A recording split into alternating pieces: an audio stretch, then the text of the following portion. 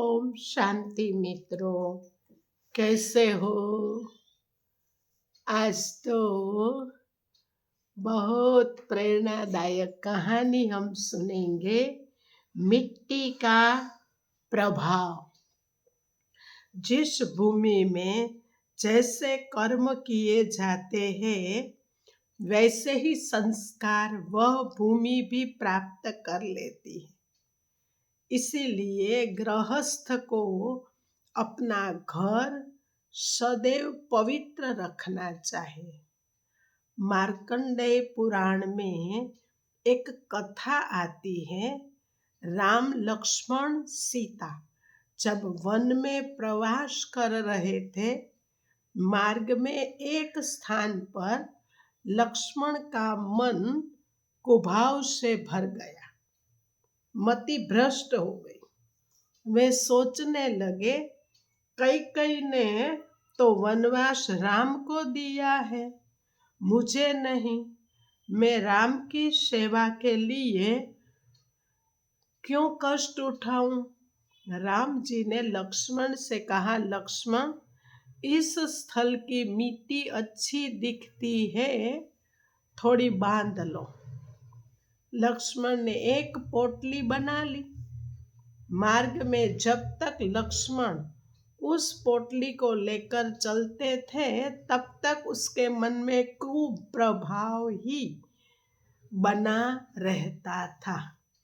किंतु जैसे ही रात्रि में विश्राम के लिए उस पोटली को नीचे रखते, उनका मन राम सीता के लिए ममता और भक्ति से भर जाता था। 2-3 दिन यही क्रम चलता रहा। जब कुछ समझ नहीं आया तो लक्ष्मण ने उसका कारण राम जी से पूछा।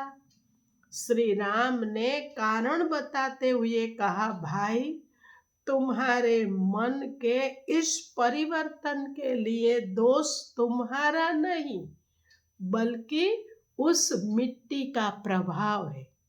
जिस भूमि पर जैसे काम किए जाते हैं, उसके अच्छे बुरे परमाणु उस भूमि भाग में और वातावरण में भी छूट जाते हैं।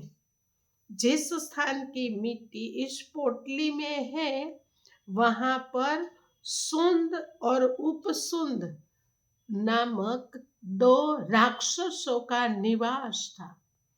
उन्होंने कड़ी तपस्या के द्वारा ब्रह्मा जी को प्रसन्न करके अमरता का वरदान मांगा था।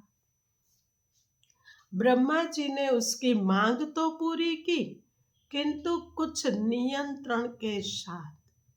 उन दोनों भाइयों में बड़ा प्रेम था, अतः उन्होंने कहा कि हमारी मृत्यु केवल आपसी विग्रह से ही हो सके। ब्रह्मा जी ने वर दे दिया। वरदान पाकर दोनों ने सोचा कि हम कभी आपस में झगड़ने वाले तो है नहीं, अतः अमरता के अहंकार में देवों को सताना शुरू कर दिया। जब देवों ने ब्रह्मा जी का आश्रय लिया, तो ब्रह्मा जी ने तिलोत्तमा नाम की अप्सरा का सर्जन करके उन असुरों के पास भेजा। सुंद और उपसुंद ने जब इस सौंदर्यवती अप्सरा को देखा तो कामांध हो गए, तुम मेरी हो, और अपनी अपनी कहने लगे। तब तिलोत्तमा ने कहा कि मैं तो विजेता के साथ ही विवाह करूंगी।